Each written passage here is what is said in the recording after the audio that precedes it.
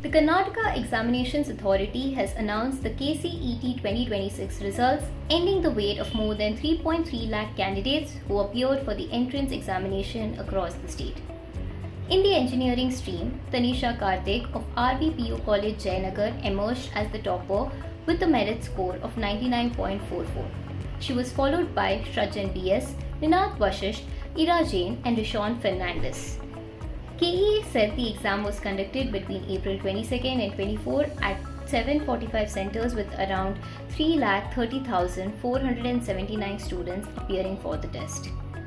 Out of 2,92,782 eligible candidates, 2,82,603 qualified for engineering, while 2,86,609 became eligible for B.Pharma courses.